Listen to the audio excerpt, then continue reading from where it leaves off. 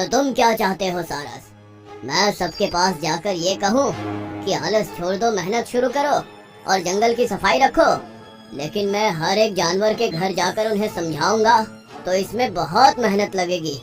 मैं तो बुरी तरह थक जाऊंगा। मुझे सोचने के लिए थोड़ा समय दो। थोड़ा समय? ठीक है, आप एक दिन का समय ले लीजिए और कल रात तक का इरादा बनाकर इस काम को शुरू कर दीजिए। अरे एक दिन? कम से कम 2-3 साल का समय तो दो ना भाई। आलसी जानवर और मेहनती सारस। ड्रीमलैंड जंगल में अभी सूरज निकला ही था। धूप की किरणें जैसे ही लालू मुर्गे पर पड़ी, उसकी आंख खुल गई। अरे यार, ये सूरज इतनी जल्दी क्यों निकल जाता है? इसको पता नहीं कि मुर्गे की बांग देने के बाद ही सूरज निकलता है। जब मुर्गा ही आप जैसा आलसी हो तो सूरज उसके बांग देने से पहले ही निकल जाता है। ज्यादा मत बोलो, समझे? ये कहकर मुर्गा एक टीले पर चढ़ा और बांग देने लगा।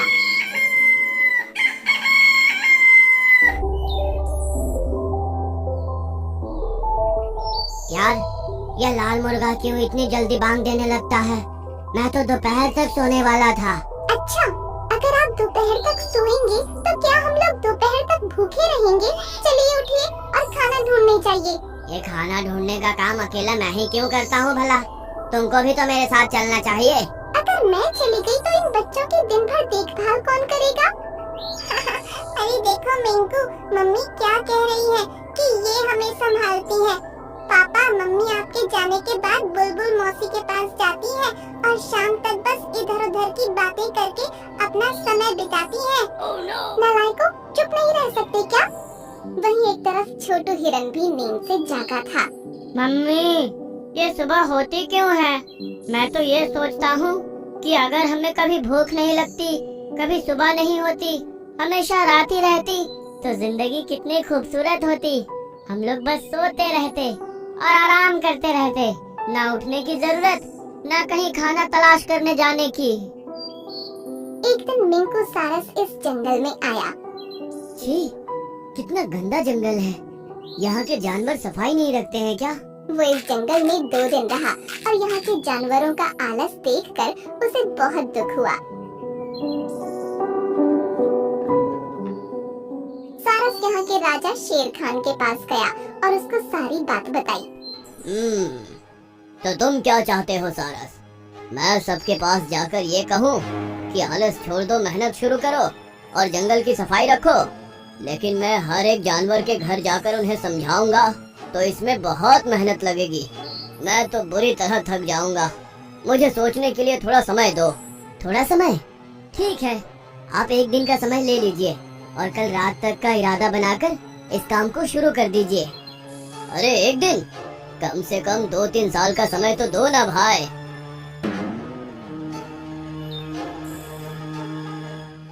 अरे बाप रे, यहाँ का तो राजा भी बहुत बड़ा आलसी है। इस जंगल का कुछ नहीं हो सकता। सारस तालाब किनारे जाकर बैठा तो उसे तालाब के अंदर भी खूब कूड़ा करकट नजर आया। अब सारस पूरी तरह से टूट गया। उसने फैसला किया कि वो इस जंगल को छोड़कर चला जाएगा, लेकिन तभी न जाने उसके मन में क्या आई। जादुई जलपरी। और फिर उसके चेहरे पर मुस्कान छलक आई। शाम होने पर वो लालू मुर्गे के पास गया और टीले पर खड़ा होकर चीखने लगा। सुनो सुनो सुनो, सभी ड्रीमलैंड वासियों, मेरी बात ध्यान से सुनो। ये सुनकर सभी पंछी और जानवर, यहाँ तक कि शेर खान भी वहाँ आ पहुँचा। क्या बात है, सुबह सुबह क्यों चिल्ला रहे हो? आप लोग ये बताइए कि आप में से कितने लोग ये चाहते हैं कि उनको कभी कोई काम ना करना पड़े और बिना मेहनत घर पर ही पड़े पड़े खाना मिलता रहे? हम तो सभी ऐसी ही जिंदगी चाहते हैं। तभी शेर खान आंखों में चमक लाते हुए बोला, है? ऐसा हो सकता है क्या? कल शाम जब मैं तालाब के किनारे बैठा था तो एक जलपरी पानी से बाहर आई। उसने मुझे कहा कि वो इस जंगल के जानवरों को एक तोहफा देना चाहती है। उसमें वो जो चाहे मांग सकते हैं, वो उनको ना नहीं कहने वाली। अरे वाह, फिर तो हम सब उससे यही मांगेंगे कि हमें कभी कोई काम ही ना करना पड़े और खाना पीना और आराम करते हुए जिंदगी गुजार सके। हाँ, मैंने भी उससे यही कहा था। फिर उसने मुझसे कहा कि मैं अपनी 2 और बहनों को यहाँ लेकर आऊंगी और हम तीनों मिलकर इस जंगल के हर एक जानवर की ख्वाहिश पूरी करेंगे। लेकिन उसकी दो बहनों को सफाई सुथराई बहुत पसंद है और आलसी जानवर उन्हें बिल्कुल भी नहीं पसंद। अगर उनको तुम लोगों की सच्चाई पता चलेगी तो यहाँ से चली जाएगी। सभी बोलते हैं नहीं नहीं, ऐसा नहीं होना चाहिए। हाँ सारस, हम ऐसा मौका हाथ से नहीं जाने देंगे। उन जल परियों को खुश करने के लिए हम इस जंगल का नक्शा बदल कर रख देंगे। प्यारे जंगल वासियों, हम सभी को अगर बिना मेहनत किए जिंदगी गुजारनी है तो कुछ दिन मेहनत करके इस जंगल को साफ करना होगा और मेहनत करके ही खाना होगा। हाँ शेर खान, हम सब ऐसा ही करेंगे। अब सभी जानवर जंगल की सफाई करने में लग गए। साथ ही साथ वो लोग सुबह जल्दी उठते, समय पर खाना ढूंढने जाते। जो भी खाते उसका कूड़ा जमीन पर ना फेंककर एक जगह कूड़े के ढेर पर फेंकते। इस वजह से जंगल भी साफ रहने लगा और ये सब भी अच्छे से जीने लगे। 3 दिन गुजर जाने के बाद वो सभी इकट्ठा होकर मिंकू सारस के पास पहुँचे। मिंकू सारस, तुमने कहा था कि 3 दिन के बाद वो जलपरियां यहाँ आने वाली हैं। बोलो, अभी तक वो क्यों नहीं आई? आप सभी लोग ये बताइए कि कुछ दिनों पहले जंगल में कूड़े करकट की बू आती रहती थी, लेकिन अब फूलों और पेड़ों की महक फैली हुई है। तालाब में जहाँ कचरा भरा होता था, आज उसका पानी साफ है और आप लोग जो आलस भरी जिंदगी जीकर अपना स्वास्थ्य खराब कर रहे थे, वो भी ठीक हो गया। क्या आपको नहीं लगता कि इतना कुछ मिलने के बाद आपको किसी जलपरी की जरूरत है? क्या मतलब है तुम्हारा? मैंने जलपरी के बारे में बस एक झूठ बोला था, जिससे कि आप लोग आलस छोड़ दें और अपने जंगल को साफ सुथरा रखना शुरू कर दें, साथ ही मेहनत से डरना भी छोड़ दें। ये सुनकर सभी जानवर आग बबूला हो गए और सारस को खा जाने वाली निगाहों से देखने लगे। तुमने हम सबको बेवकूफ बनाया, अब देखना हम तुम्हें क्या सजा देते हैं। शेर खान और सभी जानवरों ने आपस में मशवरा करके सारस को पिंजरे में कैद कर दिया और सारस अपने किए पर पछताने लगा। अगले दिन 2 आदमी जंगल में आए।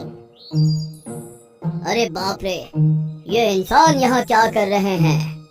अरे राजेश, तुमने तो कहा था कि ये जंगल बहुत गंदा है, इसमें हर जगह कूड़ा करकट पड़ा रहता है और तालाब भी सड़ा रहता है, लेकिन ये तो एक साफ सुथरा खूबसूरत जंगल है। जब मैं देखकर गया था तो ये जंगल बहुत गंदा था, पता नहीं कैसे साफ हो गया। अरे अब हम इस जंगल को काटकर जलाकर यहाँ रोड बनाने वाले थे, लेकिन इतने खूबसूरत जंगल को काटने की परमिशन हमें सरकार नहीं देगी। चलो चलो चलते हैं यहाँ से। ये कहकर वो लोग वहाँ से चले गए। उसके बाद शेर खान ने अब सभी जानवरों को इकट्ठा किया। माना कि सारस ने हमसे झूठ बोलकर इस जंगल की सफाई करवाई और हमें मेहनत करने पर जागरूक किया, लेकिन उसमें कुछ भी गलत नहीं था। आज अगर हमारा जंगल साफ सुथरा नहीं होता तो सरकारी अधिकारी इसको काट कर नष्ट करने वाले थे। वो इसे साफ सुथरा पाकर वापस चले गए। अरे बाप रे, फिर तो हम लोग अगर यहाँ अपने जंगल में सही सलामत है तो केवल और केवल मिंकू सारस की वजह से। अब सभी ने सारस को रिहा कर दिया और उससे अपने किए की माफी भी मांगी। प्यारे सारस, आज से हम आलस छोड़कर इस जंगल को ऐसा ही रखेंगे जैसा ये इस समय तुमको दिख रहा है। हमें समझ आ गया है कि मेहनत से हमें फायदा ही होता है, कभी नुकसान नहीं होता। ये सुनकर सारस को बहुत खुशी हुई। सभी जानवरों ने मिलकर तालाब के किनारे उसको एक घर बना कर दिया, जिसमें वो आराम से रहने लगा। अरे बाप रे, बारिश आ रही है, वो भी तूफानी। मुझे तो पता ही नहीं था। टीनू चिड़िया, अरे वो टीनू चिड़िया। उसकी आवाज सुनकर दरवाजा खुला और टीनू बाहर निकली। टीनू, मुझे भी अपने घर के अंदर ले लो, मेरा घोंसला बह गया है और मेरी तबीयत भी ठीक नहीं है। ओह, तुम्हारे कौन से एहसान के बदले में तुम्हारी मदद कर दूं? बताओ। मैं मुसीबत में हूँ। ड्रीमलैंड जंगल में रॉकी नाम का एक कौवा रहता था, जिसकी जिंदगी जीने का तरीका बाकी पक्षियों से बहुत ही अलग था। बेवकूफ जानवर रोजाना घंटों मेहनत करके खाना ढूंढ पाते हैं, फिर खूब मशक्कत करके उनको घर लाते हैं, तब उनको खाना नसीब होता है। लेकिन मेरा हिसाब सबसे अलग है। उसने देखा कि तीनों चिड़िया एक सेब को पंजों में दबाए बड़ी मुश्किल से उसे अपने घोंसले तक लेकर आई है। अरे टीनू चिड़िया, आज तुम्हें आने में इतनी देर कैसे लग गई? मैं कब से तुम्हारी राह देख रहा था। तुम जरूर मेरा खाना चुराना चाहते होगे, इसलिए मेरी राह देख रहे थे। अरे वो बात नहीं है, अभी तुम्हारा छोटा भाई तुम्हारे घोंसले पर आया था, बहुत रो रहा था। क्या मेरा भाई रोते हुए आया था? तुमने पूछा नहीं उसके रोने की वजह क्या है? मैंने बहुत कोशिश की, तब उसने बताया कि तुम्हारी मम्मी के दोनों पंख कट चुके हैं और वो अभी अपनी आखिरी सांसें गिन रही हैं। क्या कहा तुमने? मेरी माँ आखिरी सांसें गिन रही है? ये सुनकर टीनू चिड़िया को एक झटका सा लगा। वो अपनी आँखों में आंसू लिए झटपट वहाँ से उड़ गई। इसे कहते हैं बिना मेहनत किए खाने का इंतजाम करना। ये कहकर वो खुश होता हुआ तीनों के घोंसले पर गया और उसमें रखा सेब बड़े मजे ले लेकर खाने लगा। वाह, मजा आ गया। अगर मेहनत करके खाता तो इतना मजा बिल्कुल नहीं आता। उसने आधा सेब मजे से खाया और फिर बाकी बचा जमीन पर फेंक दिया। खाना तो हो गया, अब थोड़ी देर मौज मस्ती कर ली जाए। ये कहकर वो पंख फैलाए फिजा में उड़ गया। इसी तरह अपनी चालबाजी से वो जंगल के हर जानवर को छलता था। इसी जंगल में एक मेहनती चींटी भी रहा करती थी और इस वक्त कौवा हंसी ठट्ठा करता हुआ एक डाल पर बैठा उसी चींटी को देख रहा था।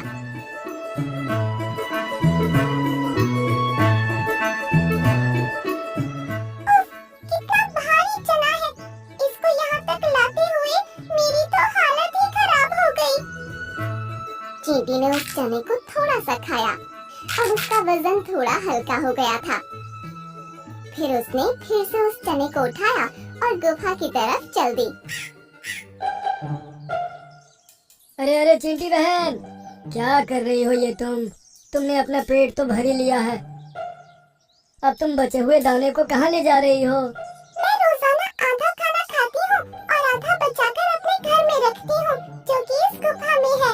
क्या बेवकूफी है, भला आधा बचाकर रखने से फायदा ही क्या होता है? उसको उठाकर घर तक लाने में तुमको परेशानी नहीं होती? होती है, लेकिन अपने अच्छे कल के लिए हमें थोड़ी परेशानी तो उठानी ही पड़ती है। आगे चलकर ऐसी कोई परेशानी आन पड़े कि मैं खाना ढूंढने भी ना जा सकूं, तो फिर क्या खाऊंगी? बेकार की सोच है तुम्हारी। अपना तो एक ही वसूल है, मजे से खाओ और बाकी बचा फेंक दो। ये कहकर वो वहाँ से उड़ गया। इसी तरह कई महीने गुजर गए और बरसात का मौसम आया। एक ऐसा तेज तूफान आया कि बड़े बड़े पेड़ बर्बाद हो गए। केवल जो पेड़ मजबूत और मोटे थे वो ही जिंदा रह पाए। कौवा भी अपने घोंसले में आराम फरमा रहा था। आहा, क्या मस्त हवा चल रही है। काश ऐसे ही लेटा रहूं और कोई आकर मेरे मुंह में अंगूर के दाने डालता रहे। तब एक झोंका ऐसा आया कि उसका घोंसला डाली से गिर गया और वो भी धड़ाम से जमीन पर आ गिरा। अरे बाप रे, बारिश आ रही है, वो भी तूफानी। मुझे तो पता ही नहीं था। उसने देखा कि उसका घोंसला बह गया और आसपास के पक्षियों के आशियाने भी खत्म हो रहे हैं। ये क्या हुआ? मैंने तो इस बारे में सोचा ही नहीं था। अब वो तेज बारिश में उड़ भी नहीं पा रहा था। हवा के झोंके उसे आगे बढ़ने नहीं दे रहे थे और वो पीछे की तरफ जा रहा था। अब तो मुझे किसी से मदद लेनी ही पड़ेगी। ये सोचकर वो टीनू चिड़िया के पास गया जो कि अपने भाई के लकड़ी के घर में ठहरी थी। टीनू चिड़िया, अरे ओ टीनू चिड़िया। उसकी आवाज सुनकर दरवाजा खुला और टीनू बाहर निकली। टीनू, मुझे भी अपने घर के अंदर ले लो। मेरा घोंसला बह गया है और मेरी तबीयत भी ठीक नहीं है। ओह, तुम्हारी कौन से एहसान के बदले में तुम्हारी मदद कर दूं? बताओ। मैं मुसीबत में हूँ। तुमने उस दिन मेरी मम्मी के पंख टूटने की झूठी खबर सुनाकर मुझे कितना परेशान किया था ना। मैं भूखे पेट उड़ चली थी। अब तुमको समझ आएगा कि भूखे पेट मुसीबतों का सामना करना और मेहनत करके खाना कितना मुश्किल होता है।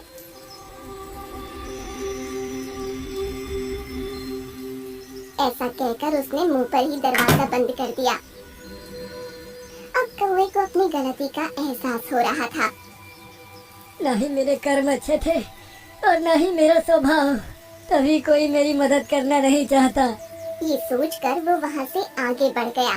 उसने देखा कि वही चींटी अपनी गुफा के बाहर खड़ी है और उसके हाथ में एक पेड़ का पत्ता है। अरे चींटी, तुम ये क्या कर रही हो? मेरी गुफा के अंदर मेरा महीनों का जमा किया खाना है और ये पानी भी इसी रास्ते से होकर जा रहा है, इसलिए इस पंख के सहारे पानी को गुफा में जाने से रोक रही हूँ। क्या मैं भी तुम्हारी इस गुफा में रुक सकता हूँ चींटी? बिल्कुल रह सकते हो रॉकी भैया। अंदर मैंने बहुत सारा खाना जमा कर रखा है, उसके सहारे तुम कई दिनों तक बिना कहीं जाए आराम से गुफा में रह सकते हो। मैं तो वैसे भी इस तूफान के थमने तक इसी तरह पानी को अंदर जाने से रोकने के लिए खड़ी रहूंगी। चींटी के ये वचन सुनकर कौवे का दिल पिघल गया। मैंने तो तुम्हारी एक दाना उठाने में भी मदद नहीं की थी, और तुम हो जो अनाज तुमने पूरे महीने मेहनत से इकट्ठा किया है उसको मेरे हवाले कर रही हो। तो और क्या कर सकती हूँ कौवे भैया, ये इसलिए तो इकट्ठा किया था कि मुसीबत में काम आए, फिर चाहे मैं खाऊं या कोई और। तुम्हारी यह हिम्मत और दरिया दिली देखकर अब मुझ में भी मेहनत करने की भावना जाग चुकी है।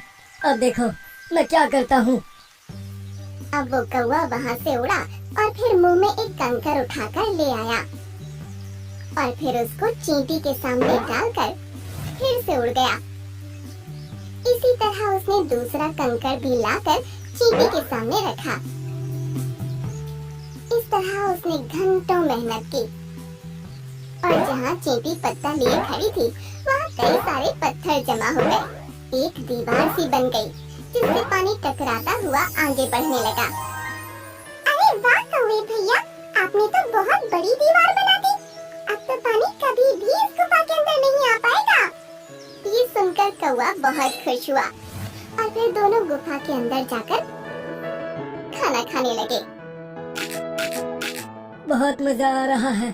अगर बिना मेहनत किए खाता तो इस खाने का जरा भी मजा नहीं आता। कौवे ने आज ये सबक सीख लिया था कि हमें मेहनत करनी चाहिए और दूसरों की मदद करते रहना चाहिए। कभी बुरे वक्त में हम अकेले और कमजोर नहीं रहते।